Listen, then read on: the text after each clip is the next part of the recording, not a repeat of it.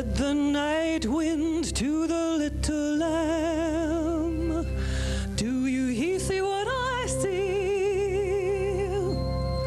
Way up in the sky, little lamb, do you see what I see? A star, dancing in the night, with a tail as big as a kite, with a tail as big as a kite.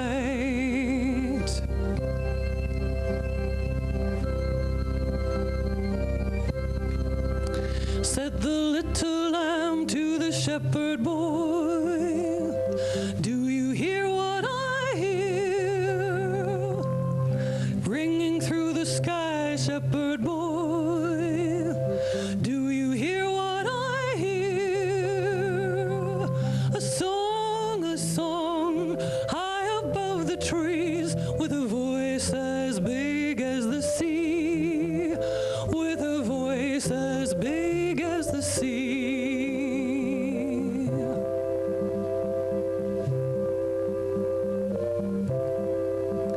Said the shepherd boy to the mighty king, do you know what I know? In your palace warm, mighty king, do you know what I know? A child shivers in the cold. Let us bring him silver and gold.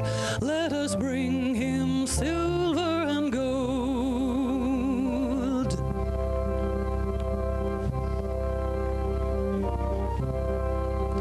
Said the king to the people everywhere, listen to what I say.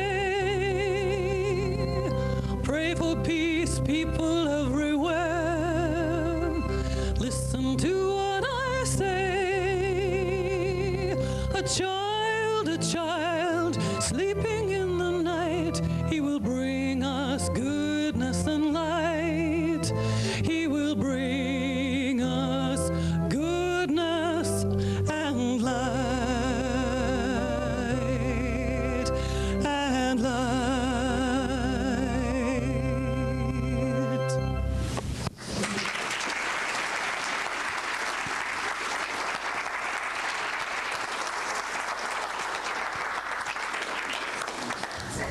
Well, young ones, do you want to go off? Mm-hmm. Do you? Mm-hmm. Yeah. Feels as if everybody's lost or out to lunch. Or where are they? How are you all this morning? Great.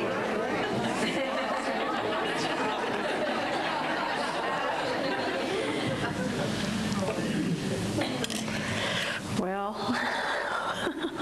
all right, I'll shut my mouth. Hey, you know what I want to do is make an announcement about a couple of things before I go on with a lesson. Be here this morning. The past 2 Sundays I've felt a little bit distance from you because I've been sharing other people's material. One Sunday, you know, Anita Rahern was here and we did a synthetic work together, and I wasn't able to totally embrace you. I had to share my stage, you see. And then last week I read to you the story of the other wise men, and neither of those services have been printed because we did not feel that they fit a printed format. But this morning's service will be printed, and I feel that this is a rather important sharing.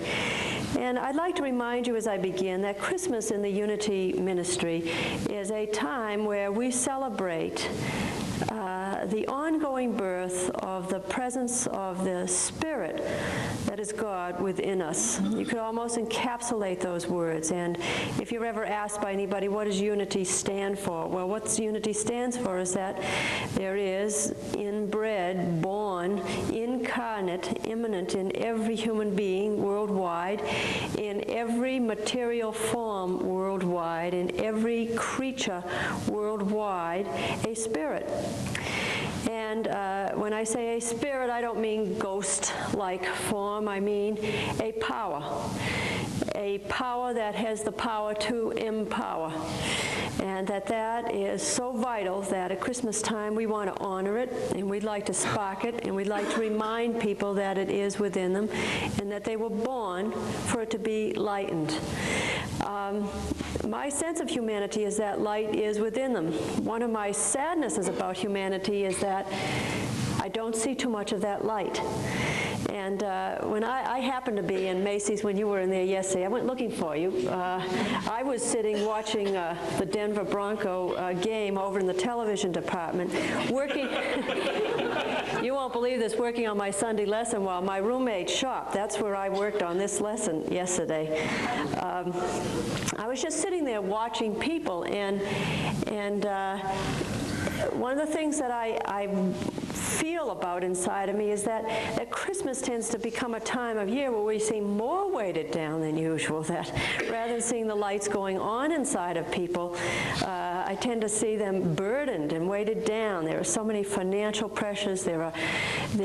I talked to my mother 2 nights ago, and this is her first Christmas in 55 years without my father, and she cried over the phone. It was wonderful to have her cry because I felt she was responding to the depth of the loss. But Christmas time, when you put out those decorations, and last year you put them out with your husband next to you, and this year the husband isn't there to put them out with you, there's a whole different feeling inside. And Christmas can bring up inside of us a lot of guilt feelings, a lot of feelings of loss.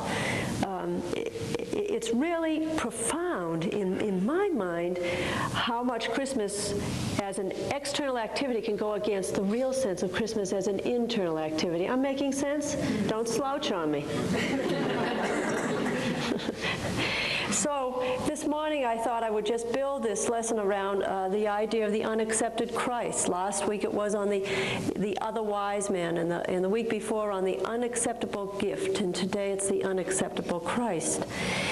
And I'd like to say to you something that I believe deeply. In fact, my whole life is built upon it.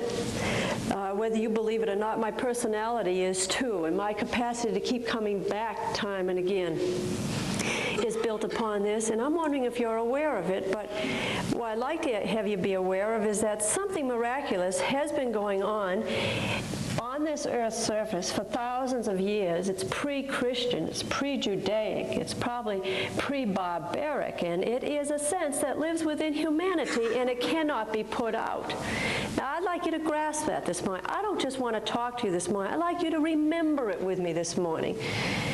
And I don't know if it will do anything to your personalities. I don't know if it will make your Christmas any better or any less, but I'd like you to remember that there is something immanent in the heart, in the minds of human beings, and that is that, and that something will not be put out. And that's something in unity we tend to call the Christ Spirit. And it has been going on for a long time. And as I said, it is pre-Christian. It is pre-Jesus. It is pre-Judaism. It is pre-barbarian. It's something that springs in the figure of an animal on all fours who stands like this and has something inside of them as they begin to stand up and begin to stretch and begin to reach out that has a feeling of, can you feel it in you? Do you remember it? Do you still know it? Do you know it's what screams through you? And I know I've broken my train of thought, but I did it on purpose. Do you remember that that's what's screaming through you when you're uncomfortable? Do you remember that that's what's crying out when you can't get what you want? Do you remember that that is the magnificence of the Christ within us? The thing we talk about, our hope of glory that Paul brought forth to our minds, that something is deeply born inside of you, and it will not be put out, and it will not be put out on the planet Earth, and it will not be put out no matter what happens, even if this planet were to be blown up. That essence would be the thing that could not be blown up, and that would continue to live, and that would continue to thrive. Do you believe me? Yeah. You know what I'm talking about, so I'm not screaming alone. You do remember, do you remember it in your crises? Do you remember it when your kid isn't coming through the way you want it, when you don't have as much money as you wished you had? That's what's important, is that we keep remembering this something, and that we keep honoring it, that we honor it in our workplaces, that we honor it in our neighborhoods, that we honor it in our national crises, that we honor it in our budget deficits, that we honor that it's working. That's what I'm aiming at. That we honor that it's working in Ethiopia, that we honor that it's working in a plane crash up there in Newfoundland, that we honor it's working, and you have to really work it, because it's if I could draw a picture of this for you, I would show you a light that when you went through the trash up there in Newfoundland, when you went through the bodies that even can't be defined up there in Newfoundland, that you would see this simmering, beaming light that was spreading itself through the clutter, through the debris, that says, this has something to do with me. This is something that you can't put out. This has something to do with people dying, I know. But you can't trap me. You can't kill me. You can't collapse me. I live, I breathe, I will not be put out. Can you see it? Huh? Yeah. Can you? Yeah.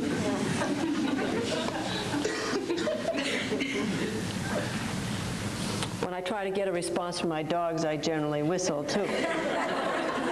That's a terrible thing to say, but I just said it. Now, if we take a look at this, I'd like to read to you something from the book of Isaiah. And how many of you are Jewish by origin or nationality? Okay.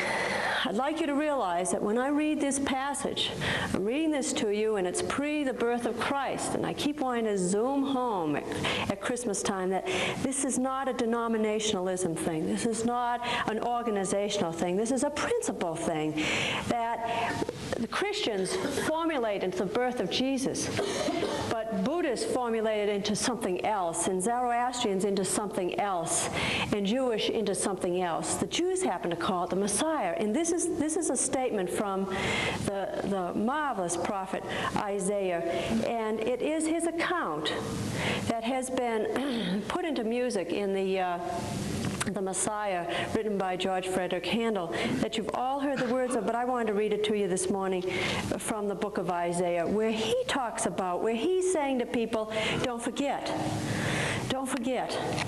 this is real. And this is where he speaks to them. He says, the people who walked in darkness have seen a great light. Those who dwelt in a land of deep darkness, on them has light shined. Thou hast multiplied the nation. Thou hast increased its joy. They rejoice before thee as with joy at the harvest, as men rejoice when they divide the spoil. For the yoke of his burden and the staff for his shoulder, the rod of his oppressor, thou hast broken as on the day of Midian. For every boot of the trampling warrior in battle tumult, and every garment rolled in blood will be burned as fuel for the fire. For to us a child is born, to us a son is given, and the government will be upon his shoulder, and his name will be called, listen to these words, and he's talking about this, that this is inside of you, this is inside the human race, this is inside the human family, this is inside the creature force, this is inside the material force here on earth. Its name shall be called Wonderful, Counselor, Mighty God. Feel those words ring inside of you. Everlasting Father, the Prince of Peace. And now I'd like to spring you forward 5,000 years. And now we're talking about something that occurs in the book of Luke. And we have since called this the birth of the Christian religion. But what it really is only a reaffirmation of an awareness that struck in a person's mind 5,000 years, that is brought forward and crystallized in a personality that is then made something out of his being special. But all the personality of Jesus ever did was say, this that I am doing, you can do greater than this. This that I am realizing is only something that's bred within you. Realize it, see it through me, live it out. The tendency in Christianity has been to separate it, to expect that person to save us, expect that person to teach us, expect that person to carry it on, to live it out, and for us to feel like we're distant and separated from the thing, and it doesn't apply to me. Well, it very much applies to you. Your only responsibility is to keep seeking it, to keep seeing it, to keep realizing it. And it's very easy because, you see, it's everywhere. It doesn't have to do with good or bad, right or wrong. It's everywhere. can't take the light out of essence. You can't take the life presence out of what's everywhere around you. And these words spring like this. And in that region there were shepherds out in the field, keeping watch over their flock by night. And an angel of the Lord appeared to them, and the glory of the Lord shone around them. And the angel said to them, "Be not afraid, for behold, I bring you good news of a great joy, which will come to all the people. For to you is born this day in the city of David a Savior, who is Christ the Lord. And this will be a sign for you. You will find a babe wrapped in swaddling cloths and lying in a manger."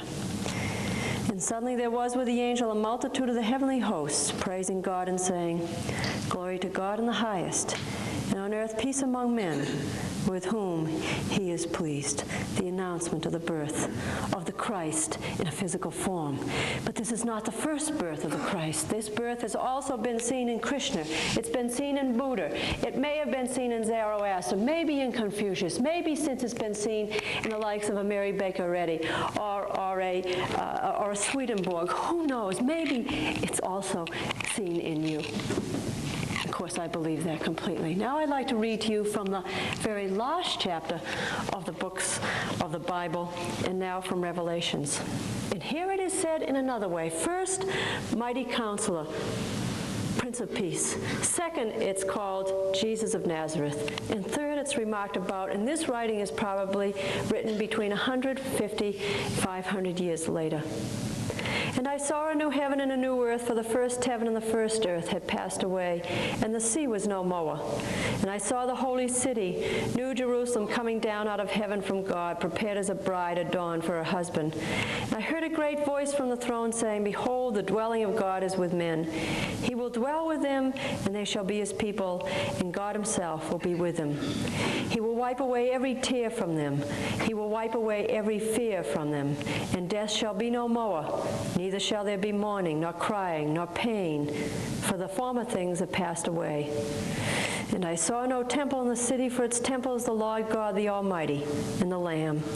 And the city has no need of sun or moon to shine upon it, for the glory of God is its light, and its lamp is the Lamb. By its light shall the nations walk, and the kings of the earth shall bring their glory into it. And its gates shall never be shut by day, and there shall be no night there. They shall bring into it the glory and the honor of the nations." I'm trying to let you see that this light is so powerful. It is so ancient. It is so known in the hearts of people that it's not something that's made up. It's not something that's contrived. We must realize it. We must grasp that. We must live with it. We must mold it, shape it, work it through our whole beings until it just lives there in splendor, radiant splendor. And it does. It is radiant splendor. I'd like to also share with you this morning that this idea of the Christ or the Spirit indwelling in Hindu is called Brahman and Atman. In Buddhism, it's called Dhammadhatu and Tathagatagatu. I'll do that one again. I want you to know that it's everywhere. It's everywhere. It's probably the greatest message unity has to offer is that it is international. Christianity is not for Christians only. The idea of the Christ is a universal idea that applies everywhere, and every language has it in some form in their teachings, even though fundamentalists will not support what I'm saying right now. In Taoism, it's called universal man of no rank. And the other way that it's expressed is the true man of no rank. In Islam, it's called mind, or al-insan al-kamil. And in terms of mysticism, it's called reality, Purusha, Pneuma, or Adam Kadmon. I just want you to realize you can't get away from this thing. This is not just Unity's teaching. This is worldwide knowing, and it lives inside you, and it won't be put out. And no matter what you do to it, you can't get rid of it. It will not be squelched. Now I'd like to read to you some scientific sources that proclaim this thing. Does this interest you? Today, science is on the verge of a discovery that is called the field theory of life. This is based upon the assumption that as the dandelion moves on through its performance, or its little symphony of life, there is an electromagnetic pattern which surrounds the process and becomes the conductor and the musical score. Science may well be giving proof of the kingdom of heaven, which Jesus describes as located within you. This is called the field theory of life, according to science. Science could come in here and take a picture of every one of you sitting here in this room, and it could show you the Christ. We would call it an aura. We can do it through Kirlian photography, and you would not be able to deny it. And the most profound thing is it's operating in everybody. It's operating in those children dying in Ethiopia. It's operating in the killer, in the rapist, in the victim, in the person dying, and the person being born. In everybody. If you cut one of the planaria in half, which is an earthworm, you find that each part, each half, develops into a whole worm. Isn't that amazing? If you cut a planaria in half, you find that each part, each half, develops into a whole worm. The front part acquires a new body, and the back part organizes itself a new head, complete with brain. That same principle is operating inside of you. It's the hologram, it's the holism, it's on. Then I'd like to read to you this material that comes from The Adventure of Consciousness by Sri Aurobindo, where he describes it this way. He says, in discovering this consciousness, we have discovered that it is a force. What is more remarkable, a current or an internal force begins to be felt even before we see that it is working. This consciousness, this God within, is a force. It's called a consciousness force, for in reality the two terms are inseparable and convertible. The ancient wisdom of India knew this well and never spoke of consciousness, chit, without adjoining it to the term Agni, heat, flame, energy, called Chit Agni. The Sanskrit word for the various spiritual or yogic principles and disciplines is tapasya. That is, what produces heat or energy, or more correctly, consciousness heat or consciousness energy. And this Agni or Chit Agni is the same everywhere. We speak of the descending force or the ascending force, or the internal force or of mental force, but there is only one force in the world. It is a single, unique current which passes through us and through all things, and which puts on one substance or another according to the level of its action. Our electric current may light up a tabernacle or a tavern, a schoolroom, a refectory, and it continues to be the same current, though it illumines different objects. So too this force or this heat, Agni, continues to be the same whether it animates or illumines our inner retreat, our mental factory, our vital theater, or our material den. From level to level it wraps itself in more or less intense light and more or less heavy vibrations. But it is this force which links up everything and animates everything, this the fundamental substance of the universe. Now, what I hope I've done is shown you that this thing is. I hope maybe I've re-inspired in you that it is, and may have given you a week's worth of hanging on in the fact that it does exist. And then I'd like to bring to your mind that the truth about this thing is that it tends to be something that we ignore. It tends to be something that we try to destroy. It tends to be something that we try to hide. For instance, Mary wants to keep it silent. She wants to ponder it in her heart. This tends to be something that works beneath the terranean levels of life. It works underneath. It is not a conscious thing that's going on in the human mind. So when we look at our lives, we may not necessarily see it. I'd like to read you this by Marcy Hans. Fueled by a million man-made wings of fire, the rocket tore a tunnel through the sky and everybody cheered. Fueled only by a thought from God, the seedling urged its way through the thickness of black, and as it pierced the heavy ceiling of the soil and launched itself up into outer space, no one even clapped. That's how it works. That's why you look at your life one day and you say, oh my God, how did this happen? And we tend to say, but this isn't good, this isn't adequate, this isn't of God. And what you are denying at that point in time is the Christ. And the tendency is to deny the Christ, to say it isn't working, to say it isn't operating. That if it really showed itself, well, really, this is a Judas comment. You would say, if you were really going to show it this way, you would show it to me this way. This is how I expected you to show up in my life. I wanted you to be good. I wanted you to be glorious. I wanted you to be beautiful. I wanted you to be written in big, bold headlines. But the truth about the Christ is that it's really a silent worker. It doesn't say too much. It's your responsibility to continually see it for what it is, without definition, without limit, without putting a price tag on it or a universal identification upon it. That's your responsibility. And more, the earth's going to be required to see the Christ in that way, to not name it good or bad, or define it. And another way in which we found the Christ unacceptable is that we've often rejected it. Did you notice that when Jesus tried to be born, there was no room for the Christ at the inn? That's just simply saying the Christ is usually not seen, not wanted, and turned away. Learn to live with that. Here's a wonderful comment from the book by Hermann Hesse called Damien. In it, Pistorius says to Sinclair, "The impetus that makes you fly is our great human possession. Everybody has it. It is the feeling of being linked with the roots of power. But one soon becomes afraid of this feeling. It's damn dangerous. That is why most people shed their wings and prefer to walk and obey the law. But not you.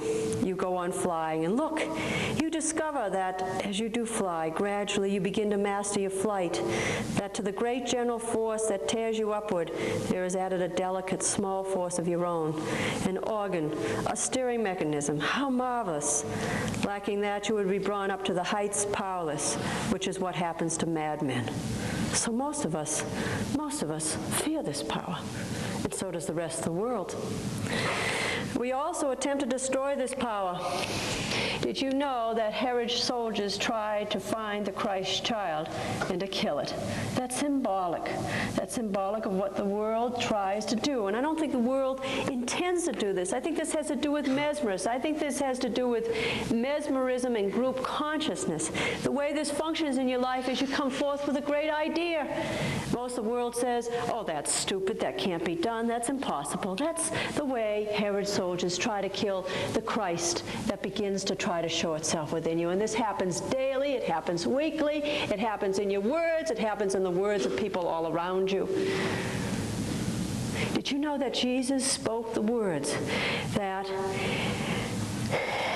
did we not know that we were all gods? And did you know that because he dared to say that words, you are all gods. Don't you know you are all gods? What did he mean by that? He meant you all have God within you. Did you know that they tried to stone him for it? People don't want to hear that the people are gods. Governments don't want to hear it. Organizations don't want to hear it. Your family doesn't want to hear that you're a god.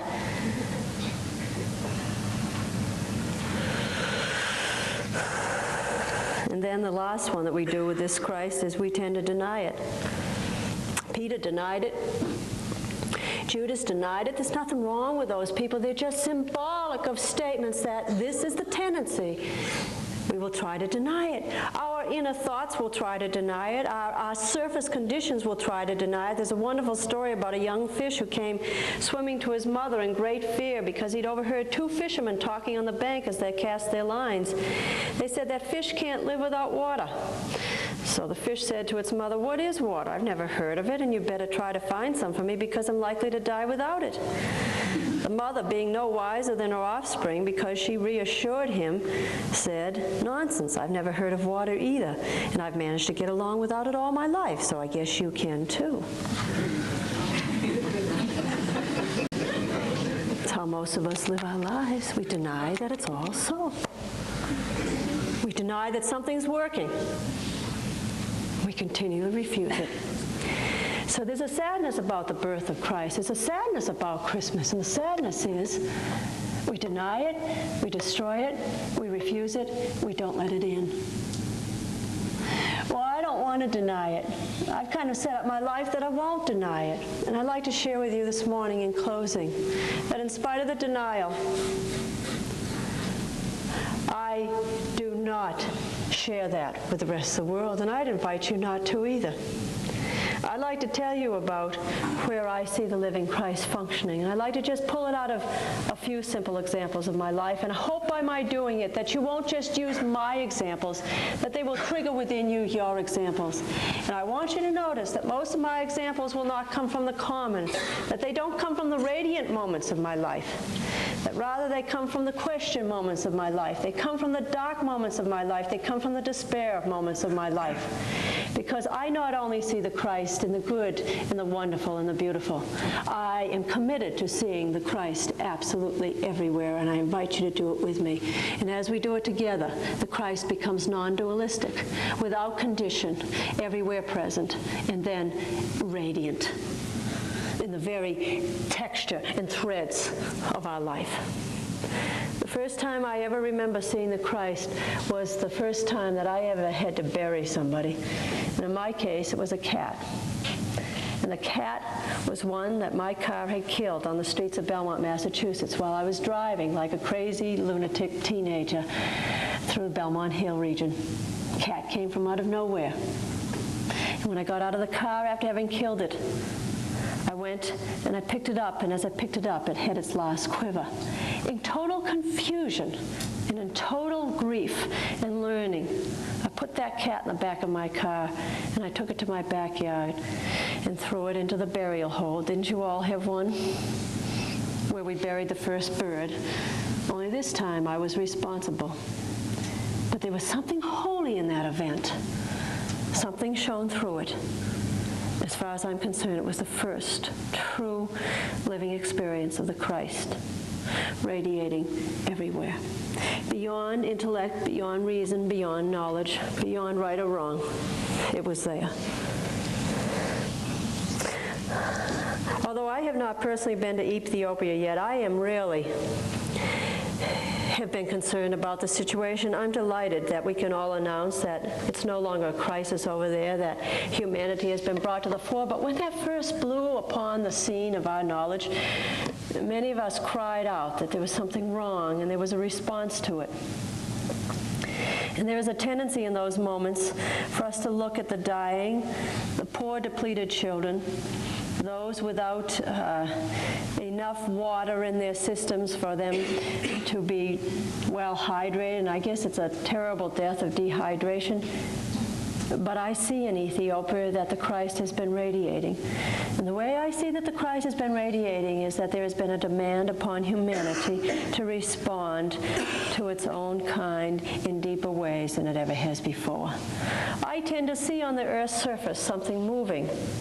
I tend to see the nuclear bomb and all the fear it's created as the first affirmation away from destruction toward construction, and the forcing through horror and damage us to take a look at other ways to live with each other here on the Earth's surface. I see the Christ functioning fully, and I never cease to see it. While I was over in India, and I shared this with you before, but I'd like to bring it back. Why not use things twice or 3 or 4 times? But one of the most beautiful experiences I had was not my own experience. It was from a person who's here this morning who shared with me something they saw while they were on the bus. As you know, when you travel, you always are brought up close to people who are out trying to make a buck. And there are thousands of beggars in India. They're everywhere. And they are mangled. Many of them have been brutally mistreated so that they might look more pitiful and attract more bucks. I mean, they do things like sever arms of their children and just do horrible things that we all knew about before we went. And you get used to it. It's amazing. And the reason you get used to it is because these people really show that the Christ pervades their whole being. They've not become separated from it because of their condition. And one day on the bus as we were leaving, ending up bartering with them, and they were always putting their hands in through the windows, you know, to have the last chance, the last opportunity, and you're dealing back and forth trying to get the price down to the lowest possible amount.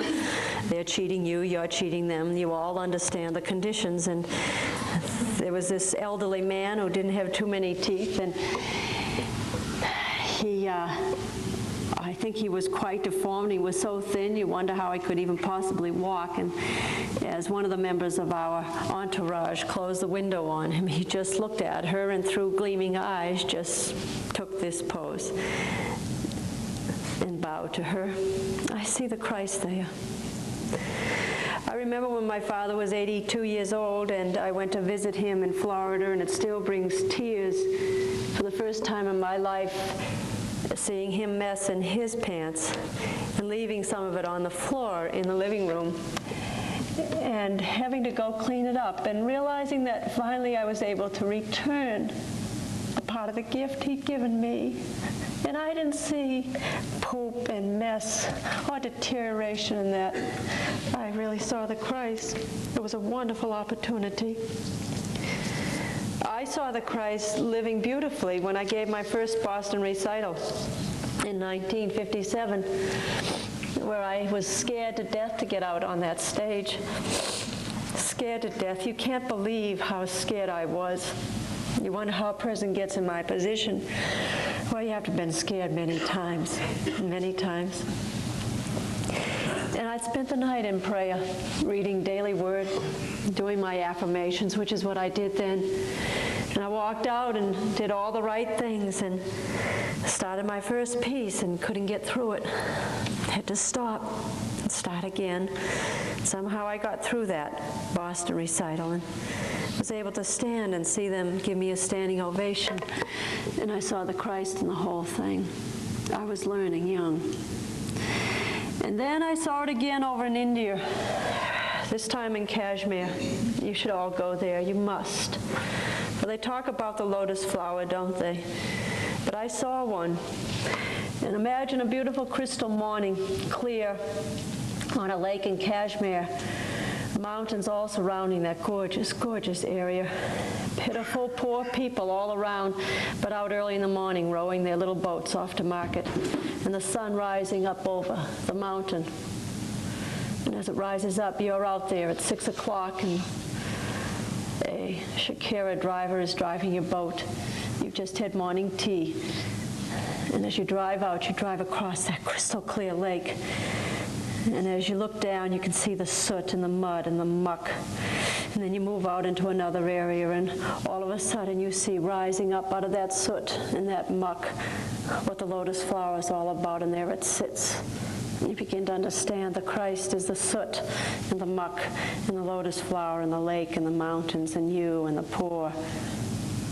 That's the Christ. About 3 years ago, I had the honor of escorting somebody through death.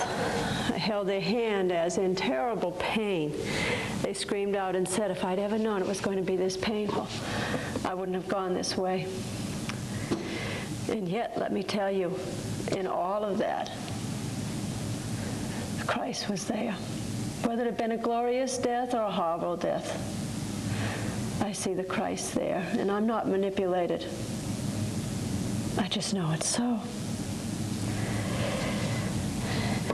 And then about 6 years ago, I had the honor of watching my godchild be born. And I saw a tremendous pain there, and I saw a little head crack through a precipice of leaving comfort to enter into life.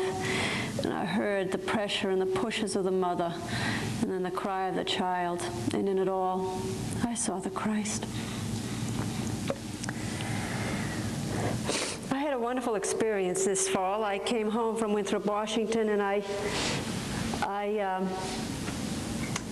I'm a nasty kind of person. You know, I'm aggressive, and I don't put up with much. I guess you could say I'm kind of a bitch. And I I have 3 terrible dogs. You can all take a sneeze break, huh? And I have 3 terrible dogs, and they have annoyed the neighbors, and I've worked very hard to keep them under control and taught them new words like go to the car instead of run out in the street and scare people. And on this morning, 2 of my dogs had run out and nearly attacked this dear woman who's probably 82 years old, and I went screaming across the street, went up to the woman and said, I'm sorry, I'm really sorry. Is there anything I can do for you? And she said, no, but those are terrible dogs. And I said, I agree with you. From out of nowhere, the neighbor who lives right across the street comes up and he says, if that lady needs anybody to defend her in court, I will say so. Those are terrible dogs. And so I was furious at him because I was taking care of this dear woman. I looked at him and I said, don't speak like that. I'm taking care of this. This has nothing to do with you whatsoever. So we went at it for about 5 minutes. And finally he left and the woman left and I left. I worked with it for about a day, thinking maybe I should go apologize to him, that I hadn't handled it in the highest way that I possibly could, and I let it go. Yesterday afternoon, I got out of my car, and I noticed across the street they were cutting the branch off of a tree, and I looked, and the man who was standing there looked a lot like that neighbor, and something pulled me across the street, and I went to him, and this was so good. I rarely have people respond to me like this. I asked him some questions about the tree and why he was doing it, and he said what he was doing. I looked at him, I said, aren't you the man I blew up at about 3 months ago? And he said, well, I think we blew up at each other. And I said, well, I wanted to apologize to you for how poorly I handled it. And he said, I've wanted to talk to you about it too, he said, because I thought for a long time after I could have done it differently. I saw the Christ there all the way through.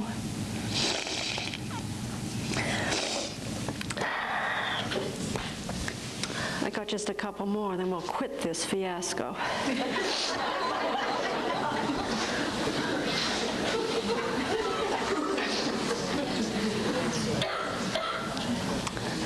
I have 2 wonderful brothers. One of them's going to be here for the month of January. You'll surely see him. He's about as crazy and aggressive as I am, and full of emotion and a powerhouse. He's about 3 years younger than I am.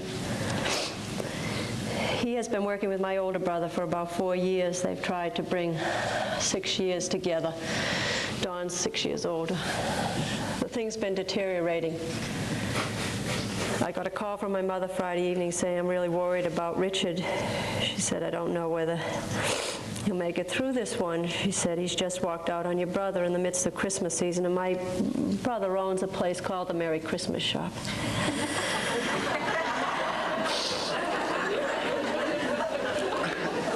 Thanks, that's good laughter.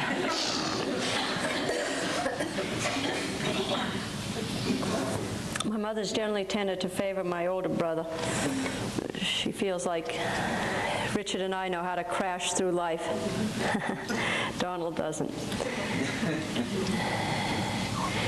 And the simplicity of it is that my younger brother has walked out in the middle of Christmas season. He's not returning. There is tremendous pain in my family this morning. The pain of 2 people who love each other who probably aren't going to be able to manifest that. That's a tough one, isn't it, folks? You all know it. You know, it's what Russia and the United States are about. We just can't seem to make it. But the Christ is functioning. It doesn't have to be a good ending. Do you get it? It doesn't have to be a good ending. You've got to learn to love with it as it unfolds, as it works underground.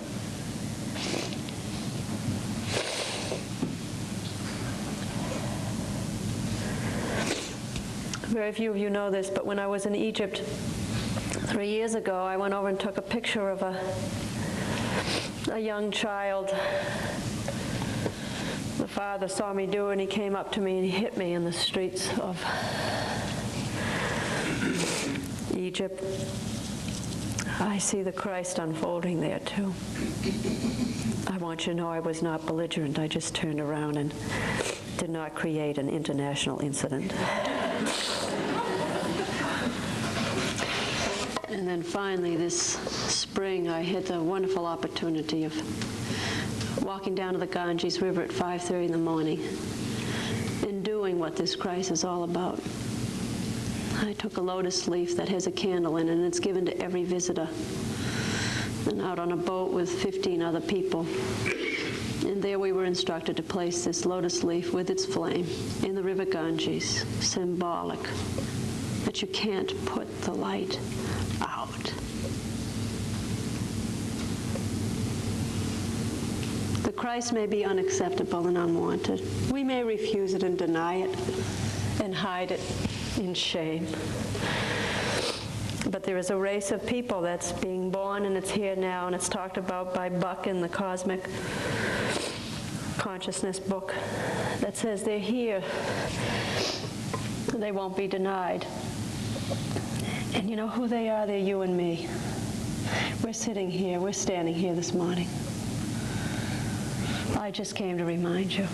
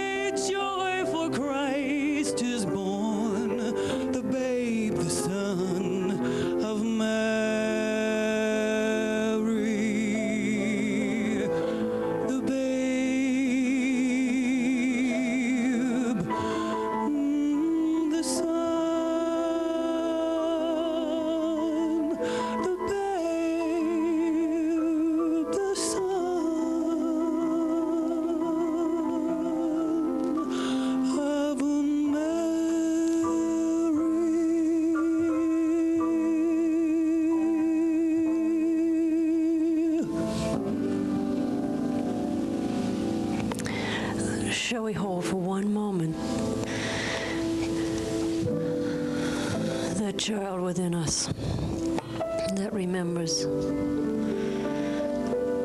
and will not be denied. And I ask you this week to carry it with you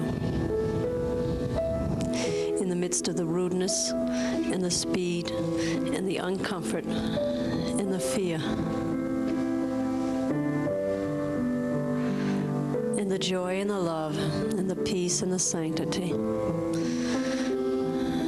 as we celebrate the Mass of Christ, Christmas.